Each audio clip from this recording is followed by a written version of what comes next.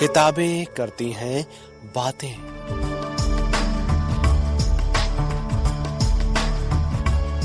आवाज की तरंगों पर मेहनतकश जनता का साहित्य।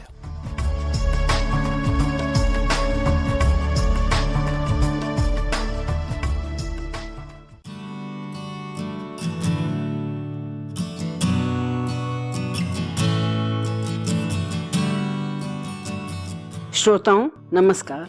सहकार रेडियो के कार्यक्रम किताबें करती हैं बातें के तहत राधा मोहन गोकुल जी के लेखों पर आधारित पुस्तक धर्म का ढकोसला की ऑडियो रिकॉर्डिंग की चौथी कड़ी लेकर हाजिर हूँ मैं सुनीता। इस अध्याय का शीर्षक है कानून और सरकारें। ये इस अध्याय का तीसरा भाग है। ये लेख अर्ध साप्ताहिक प्रणवीर में जनवरी 1929 में धारावाहिक रूप में प्रकाशित हुआ था।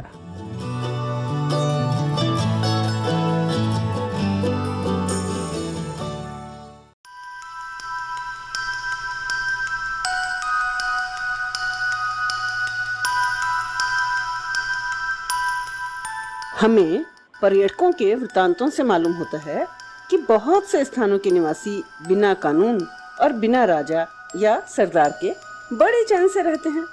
ना एक दूसरे को जान से मार डालते हैं, ना बलात्कार करते हैं, ना आपस में छीना झपटी और मारपीट ही करते हैं, जैसा कि सभ्यता का अभिमान करने वाली जातियों में प्राय देखने में आता है। उन लोगों में प्रेम है, भाईबंदी है, स्वार्थों का एक के और साम्य है। यदि कभी कोई झगड़ा आपस में किसी बात पर हो भी गया तो वो तीसरे आदमी के पास जाकर 5 मिनट में निपटारा करा लेते हैं। वकील, बैरिस्टर रूपी जोंक और सरकारी अधिकारी रूपी खटमल उनका खून नहीं चूसते। उनमें भी अतिथि सत्कार, शिष्ट व्यवहार, रोगियों और निर्बलों पर दया का भाव देखा जाता है। उनमें भी पारस्परिक सहायता, दया, आदान प्रदान, हिम्मत आदि गुण काफी मात्रा में पाए जाते हैं। वे भी दूसरों की रक्षा के लिए अपनी जान तक दे देते हैं। यही सामाजिक भाव है जो इन बेचारे सीधे साधे जंगलियों में बिना कानून के पोथों के, बिना वेद पुराण, कुरान, बाइबल आदि गाड़ियों धर्म पुस्तकों के अपना सीधा सच्चा काम करता रहता है और करता रहेगा। हाँ, एक बात जरूर है कि उनमें सभ्य बनने वाली जातियों किसी डकैती, चोरी, व्यभिचार, बलात्कार, अप्राकृतिक कामवासना, पक्षपात और लाखों प्रकार की बदमाशियां नहीं होती। उनकी दया सभ्य जातियों किसी बनावटी दया नहीं है कि सड़क पर पड़े बीमार भिक्षुक को अस्पताल में रखकर दवा करें और आराम हो जाने पर फिर उसे भूखों मरकर बीमार हो जाने के लिए सड़क पर छोड़ दें।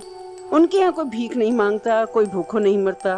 वे झूठी दया दिखाकर मनुष्य को घुल घुल कर मरने का उपाय नहीं करते।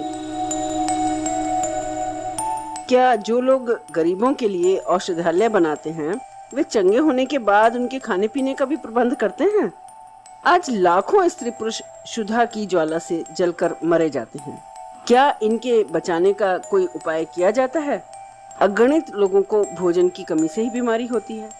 इन्हें अन्न वस्त्र मिले तो ये बीमार क्यों हो? कहा जा सकता है कि ये हरामखोर हैं, काम नहीं करना चाहते, पर यह इल्जाम झूठा है। हजारों में 10-20 हरामखोर भी होंगे। बाकी लोगों को तो काम ही नहीं मिलता, या काम भी मिलता है तो दिन भर पिसने पर भी महीने में 15-20 रुपए मिलते हैं, जिससे आजकल पूरे कुटुंब का तो क्या एक आदमी का भी गुजारा मुश्किल से चल सकता है।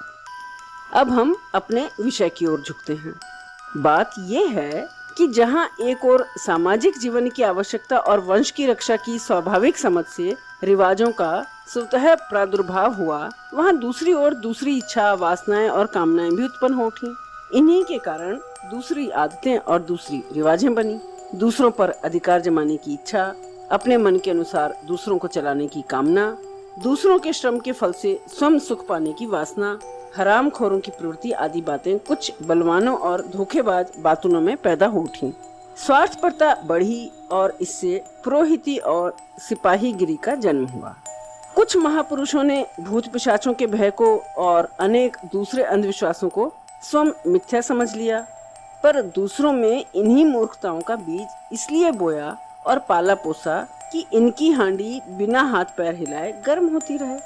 बलवानों ने निर्बलों का अनवस्त्र लूट लूट कर अपने पास रख लिया और चैन से खाने लगे। जो बेचारे लूटे गए वे भूखे रह रहकर फिर कुछ पैदा करने का प्रयत्न करने लगे। इस तरह पुरोहितों, धर्मयाजकों का मंडल और साथ साथ अधिकार प्राप्त शक्तिशाली लोगों का एक समुदाय स्थापित हो गया। अंधविश्वासी नवीनता से डरा करते हैं। अपनी वर्तमान दशा, रहन सहन में परिवर्तन करना इन्हें भयानक नजर आता है। यह सारी पुरानी बातों की प्रतिष्ठा बिना विचारे केवल इसलिए करते हैं कि वो पुरानी हैं। जब कोई नवयुवक समाज के किसी अंग में कोई हेरफेर करने को उद्यत होता है तो बुढ़े कह उठते हैं कि ये तो हमारी परंपरा है, हमारे पूर्वज भी ऐसा ही किया करते थे और सुखी रहते थे। तुम्हें भी इस रीति को बदलना नहीं चाहिए। तुम प्रचलित प्रथा में गड़बड़ी मचाओगे तो भारी दुख का शिकार होना पड़ेगा, आदि आदि। इन लोगों को अज्ञात भविष्य से भय लगता है। ये लकीर के फकीर बने रहने में ही अपना कल्याण समझते हैं। जितना ज्यादा आदमी गुलामी, परवशता और मुसीबत में फंसा होता है, उतना ही अधिक वो नवीनता से डरता है। उसकी आशा पर एकदम पानी फिर जाता है, उसका हौसला पस्त हो जाता है। कितने ही अज्ञानी मूर्ख ग्रामीण तो मरना पसंद कर लेते हैं, किंतु किसी पुरानी रीति में परिवर्तन नहीं चाहते। हाल ही में कई जातियां स्वतंत्र होकर प्रजासत्तात्मक शासन कायम कर रही हैं, किंतु उनमें बहुतेरे एकमुख सत्ता का अभिनंदन करने को तैयार ही नहीं, बल्कि उसकी स्थापना के लिए सिरतोड़ कोशिशें कर रहे हैं। कहते हैं कि जब गुलामी की प्रथा यूरोप से उठाई गई तो बहुतेरे गुलामों ने अपनी गुलामी की दशा को ही अच्छा समझकर स्वतंत्रता का विरोध किया। आज भी हमारे अभागे भारत में ऐसे कितने ही पढ़े लिखे, मॉडरेट और लिबरल नामधारी लोग हैं जो गुलामी की जंजीर को एकदम तोड़ना नहीं चाहते। कितने ही महोपाध्याय, पंडित, शास्त्री ऐसे हैं जो समाज का सर्वनाश होते देखकर भी अपनी पुरानी नादानियों से एक तिल हटना भी पाप समझते हैं। कितने ही पुराने प्रमाणों की खोज में जीवन खपा देते हैं। कितने ही परिवर्तन के पक्षपाती सुधारक होते हुए भी केवल किसी न किसी बीते हुए काल की नकल करना ही पसंद करते हैं। याद रहे कि अभ्यास मूलक नित्य क्रिया और पैरों से पिटी हुई पगडंडी को न छोड़ने की आदत और नवीन कल्याणकारी मार्ग पर चलने का साहस न होने के कारण अंधविश्वास, जड़ता, कायरता, सुस्ती और उद्यमहीनता ही है। ये ही हमारे दुखों का मूल है। इन्हीं के कारण हमको अत्याचार सहते रहना पड़ता है। धर्मशास्त्र और कानून, पुरोहित और सरकार हमारी ही इन कमजोरियों से लाभ उठाते आए हैं। प्रचलित रूढ़ियों से सरकार और पुरोहित मंडल के सिवा और किसी को लाभ नहीं होता। इसलिए ये दोनों मिलकर रूढ़ियों की दुहाई दिया करते हैं और जनता को उनका दास बनाए रखना चाहते हैं। एक कहता है कि विधवा विवाह हिंदुओं के योग्य नहीं है, तो दूसरा कहता है कि प्रजा अधिकार युक्त शासन भारत के लिए अनुपयुक्त है, क्योंकि वह प्राचीन प्रथा के विरुद्ध है।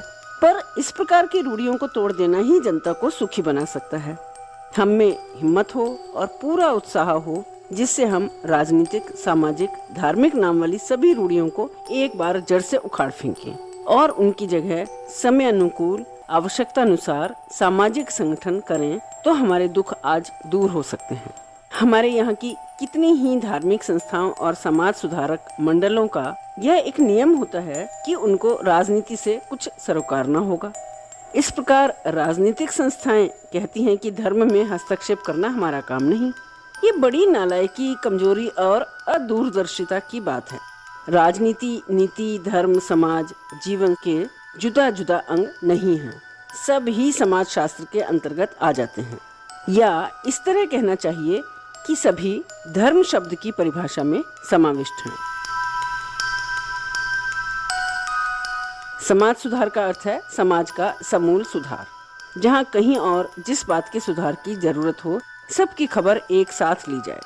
आजकल मनुष्य जाति में केवल दो ही प्रतिद्वंदी दल हैं, एक सबल, अधिकार प्राप्त, जबरदस्त लोगों का, और दूसरा निर्बल, जीवन अधिकार रहित, सीधे साधे लोगों का। कानून, सरकार, धर्मशास्त्र और पुरोहित केवल जबरदस्तों के पृष्ठपोषक होते हैं, दीनों और दुखियों के नहीं। ये हमारा नित्य प्रति का अनुभव है। कानून के व्यवस्थापकों ने क्या सरकार, क्या पुरोहित मंडल एक पंथ में दो काम सिद्ध किए हैं। अपनी सुविधा और महत्ता स्थापित करने के लिए बनाए हुए दंड विधान में उपयुक्त दोनों मालाओं को एक में मिलाकर पिरोया है। अर्थात सामाजिक जीवन की रक्षा के लिए आवश्यक स्वयंभूत रीतियों के साथ अपनी हुकूमत कायम रखने वाली अपनी ही बनाई हुई आज्ञाओं और अनुशासनों को शामिल कर दिया है।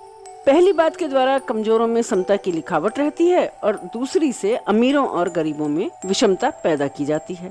अर्थात शासक मंडली साधारण सामाजिक नियमों में अपना लठ पुजवाने वाली आज्ञाएं भी मिला देती है। इसके लिए कानून के 2-4 प्रत्यक्ष उदाहरणों पर विचार करना जरूरी है। कानून कहता है डाका डालना बुरा है, साथ ही कहता है राजा कर की वसूली के लिए चाहे जितने सशस्त्र सिपाही किसी भी गांव में भेज सकता है। एक तरफ कहा जाता है किसी के साथ जबरदस्ती मत करें, पर साथ ही राजा और उसके कर्मचारी बेगार ले सकते हैं, ये नियम भी मौजूद है। धर्मशास्त्र कहते हैं अपनी कमाई पर संतोष करो, पर साथ ही पुरोहित जी को जीवन भर सकुटुंब हराम में खाना देते रहने की व्यवस्था भी उसमें मौजूद है। कानून में कहा जाता है किसी मनुष्य की हत्या मत करो, पर राजा को अधिकार है कि जो राजा के आत्मसात अधिकारों को कम करने के लिए सरकारी अपराधों को उगाड़ने के लिए मुंह खोले या कलम उठाए, उसे बागी कहकर फांसी पर चढ़ा दो। चोरी मत करो, ये कानून का स्पष्ट आदेश है, लेकिन जो सरकार को कर न दे उसका हाथ काट लो, जेल में डाल दो और उसे नाना प्रकार के दुख दो। कहाँ तक गिनाएं? कानूनों को जितना छानोगे उतना ही मैल कूड़ा करकट निकलता जाएगा। जिन बंधनों को समाज ने अपना जीवन सुखी बनाने के लिए उत्पन्न किया था, उन सब को उल्लंघन करने का अधिकार पुरोहित मंडली और सरकार को है। इन्हीं अधिकारों अत्याचारों को औचित्य देने वाले लेखों का नाम कानून है। जनता में समझ हो और साहस व उत्साह हो तो वो कानून और मजहबी कायदों का भंडाफोड़ कर दे। निश्चय ही उनमें इतनी गंदगी निकलेगी कि उन सब का सदा के लिए अंत कर देने में ही मनुष्य जाति का कल्याण नजर आएगा।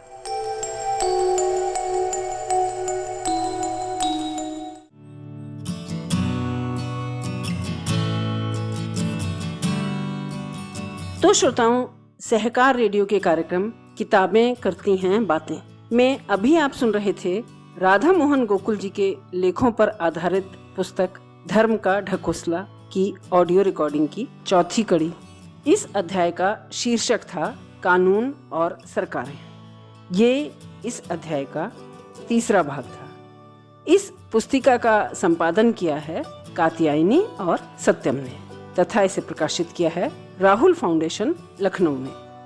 अगर सहकार रेडियो का ये कार्यक्रम आप पहली बार सुन रहे हैं और हमसे जुड़ना चाहते हैं तो व्हाट्सएप ग्रुप से जुड़ने के लिए 9617226783 पर अपना नाम और जिला या शहर का नाम लिखकर भेजें। फेसबुक पर जुड़ना चाहते हैं तो पेज लाइक करें। यूट्यूब पर जुड़ने के लिए चैनल सब्सक्राइब करें। हमारे बारे में अधिक जानकारी के लिए हमारी वेबसाइट सहकाररेडियो.com देखें। तो इस पुस्तक श्रृंखला की अगली कड़ी के साथ फिर हाजिर होंगे। तब तक के लिए दीजिए विदा मुझे यानी सुनीता को। नमस्कार।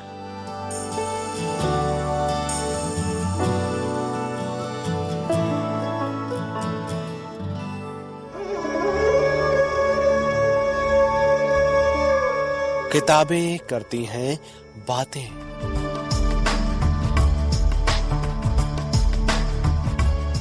आवाज की तरंगों पर मेहनतकश जनता का साहित्य।